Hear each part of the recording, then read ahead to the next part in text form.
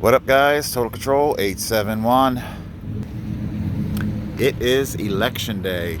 All right, guys, so here we go. We're going to do our protest voting. Well, my protest voting anyway, here at my district. And I'm going to go in and I'm going to vote my conscience. I'm going to vote the only way that I know, because I have seen such an overt presence of communism in both parties. We hear where Trump wants to take away broadcast licenses. I'm sorry. That is communism. That's censorship and communism. I get it. The people that he wants to censor are communists themselves. You see what I'm saying? Tim Pool makes an interesting argument over should we protect people who are trying to take away our rights? So there's an argument to be made. But I'm sorry. Anybody that has gone along with this, like I said, I was vibing to Vivek Ramaswamy for a while, but the instant it came out of his mouth that he wanted to end birthright citizenship and tie it to military service, instantly disqualified. Instantaneously disqualified.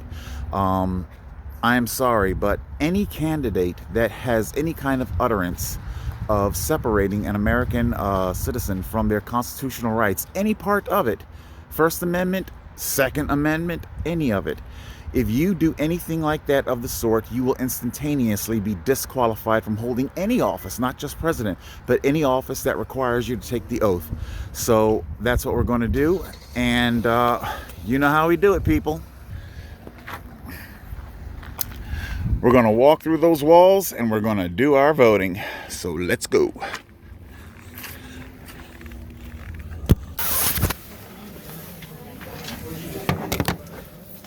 Okay, I have written in my choices.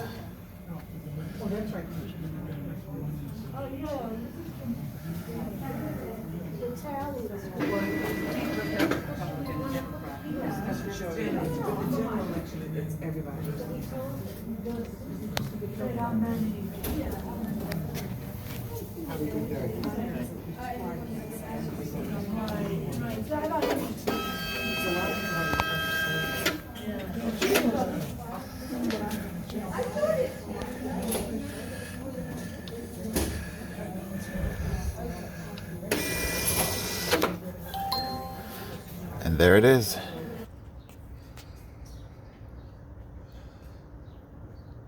And we're back home.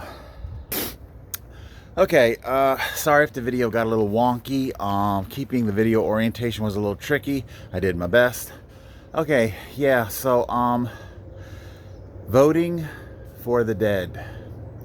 That's rather sad that this is where America has come to, where voting for the dead is more appealing than the evil that is running for office. Each one wants to take away our God-given rights. We hear Carmela, whatever she wants to call herself, we hear her talking about creating prosperity and creating happiness, but what she never tells you is that it'll be her version of happiness. She and her Communist Party. They've redefined what a vaccine is, redefined what a pandemic is. They're going to redefine happiness. They're going to redefine prosperity. And you're going to be expected to accept it. No questions. And if you do question, well, of course, that's okay. We've got FEMA mass constructing concentration camps for the misinformed. Yeah, the misinformed. Re-education. We're going to help you get your mind right. So, like I say, I understand what Ramaswamy is talking about and what Trump is talking about. I get it. They have, rest my arm here, they have illusions, delusions, whatever you call it.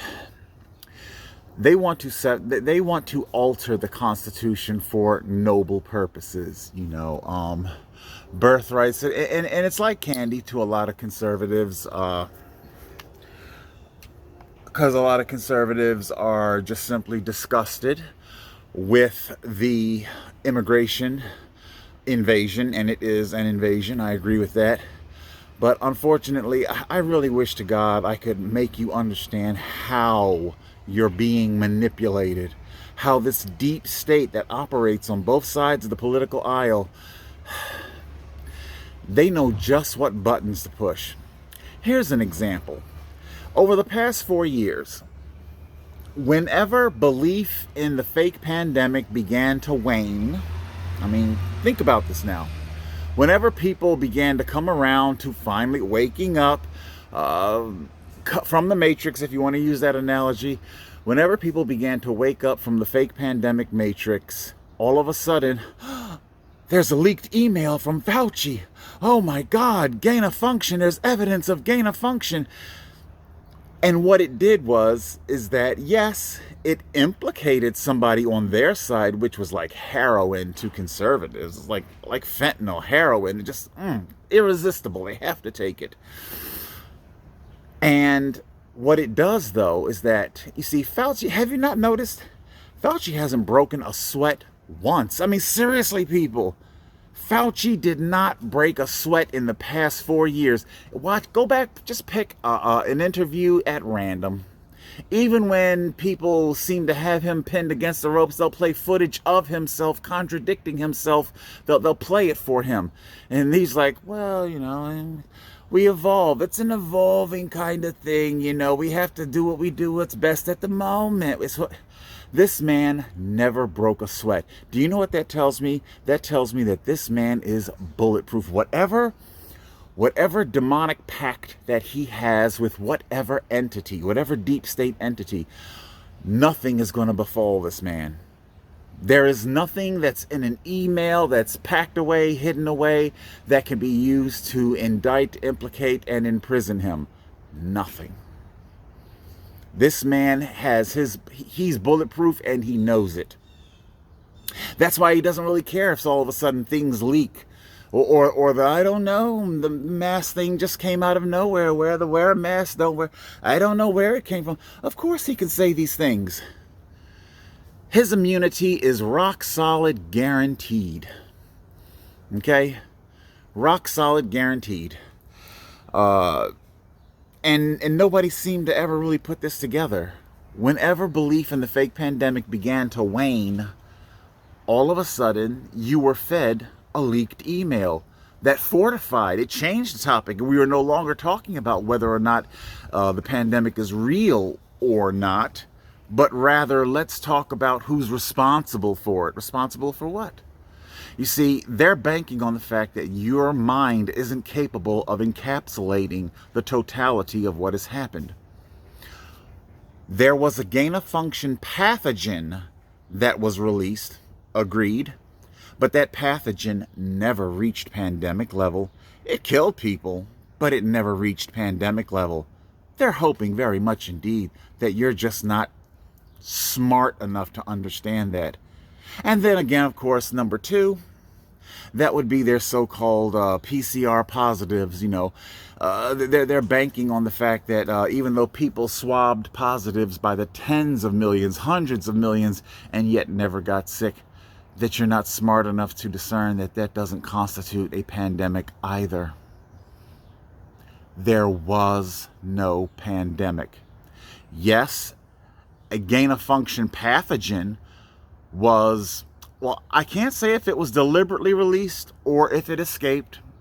I do try to keep my reporting as fact-based as I can. Maybe it was. One thing I will tell you this, though, when I think about the whole fake pandemic thing, or to be more specific, the gain-of-function pathogen, okay, I believe personally that it was deliberately engineered to be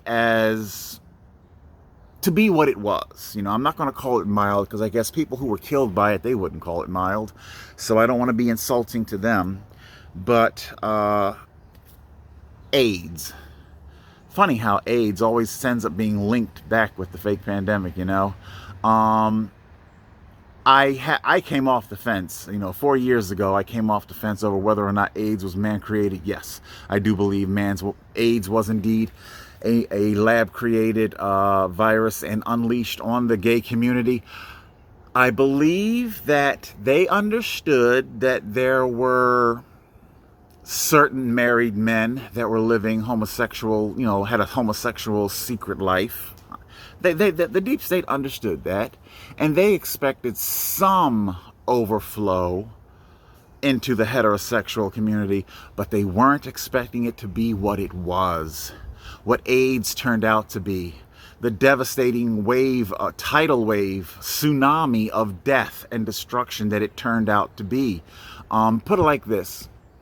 Nobody was really counting, tabulating, thinking of the Jack Twist, the Ennis Del Mar, the Brokeback Mountain. Yeah, nobody was really taking those type of men into account. Of course, there's going to be the flamboyant gays and the leather daddies and the whole Folsom San Francisco gays. They understood all that, okay? And the beatnik gays, killing your darlings. They knew about those, but they just wasn't banking on the Brokeback Mountain gays. That was the thing that they weren't really counting on, and it just backwired. Basically, you're Ryan White, poor kid. Blood transfusion. And that's when they began to understand, holy shit, I might have an accident. I might need a blood transfusion. The deep state themselves, this thing got out of hand. We didn't intend for it to be all of this. I personally believe that the deep state learned from this, from the AIDS crisis. And this time around, they know not to make something so deadly pathogenic unless you are ready to retreat into your bunker. And then even then, who's to say how long it would be there? And frankly, nobody wants to actually live a bunker life.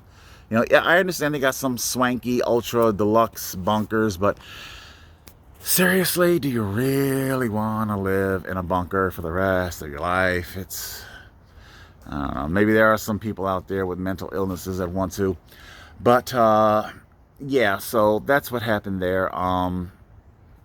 Some people, they just simply, they could not encapsulate everything. They were strung along. They were manipulated, As we come to the end of 2024, I featured it, and other independent podcasters, they featured a particular episode of Star Trek Deep Space Nine.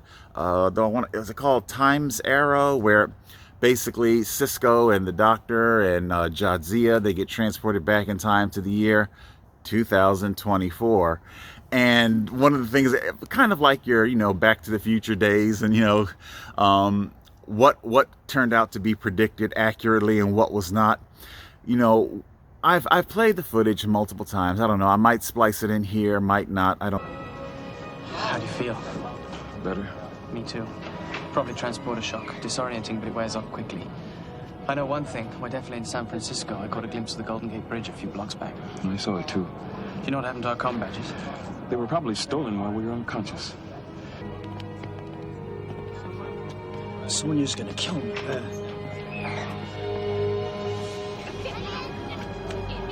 What is this place? Sanctuary District. 21st century history is not one of my strong points. Too depressing. It's been a hobby of mine. They made some ugly mistakes, but they also paved the way for a lot of things we now take for granted. I assume this is one of those mistakes. A bad one. By the early 2020s, there was a place like this in every major city in the United States. Why are these people in here? Are they criminals? People with criminal records weren't allowed in the sanctuary districts. Then what do they do to deserve this? Nothing. Just people. Without jobs or places to live. So they get put in here? Welcome to the 21st century, Doctor. I'm referencing this because conservatives, they think they've got it all figured out and that they are just rock solid on their standing. And they don't, not really. They don't understand how they're being manipulated. when it comes to things like the homeless and drug crisis, and right now you hear a lot of, excuse me, a lot of tough on crime, lock them all up, you know, hard love type thing. And in the movie, not movie, but episode of Star Trek Deep Space Nine, when Sisko and the Dr. Julian Bashir, they're sent into the concentration camps because they're deemed to be not a part of the upper crust of society. And so people of his perceived standing, social economic standing, are put into concentration camp zones. And what Dr. Bashir asks Commander Sisko is, what did these people do? What crime did they commit to be in here? And he tells them, nothing. I really wish conservatives understood that. Nothing. Are you paying attention? In that fictional future, those people were just simply poor. How do you think they got to be so poor? You see, I get it. A lot of conservatives think hard work, determination, and you'll be okay. Are you sure? You know, I've seen, if you use the bootstrap analogy, let's just put it like this. I've seen a lot of people's bootstraps snap under the stress of life. You know, the people that you vote for, because everybody's all caught up on general election, this and general election. You know, it really is your midterms. That's really where you got to pay attention. Okay, because I can tell you right now, the deep state, oh baby, they are 4 steps ahead. They already have their contingency plan for a Trump victory. They got their contingency plan for a Harris victory. Either way, they've got plans, baby. Like Joker says, the schemers. It's the schemers.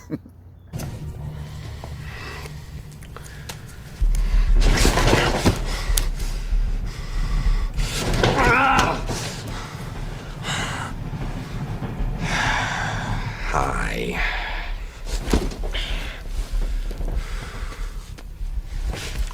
You know, I don't want there to be any hard feelings between us, Harvey.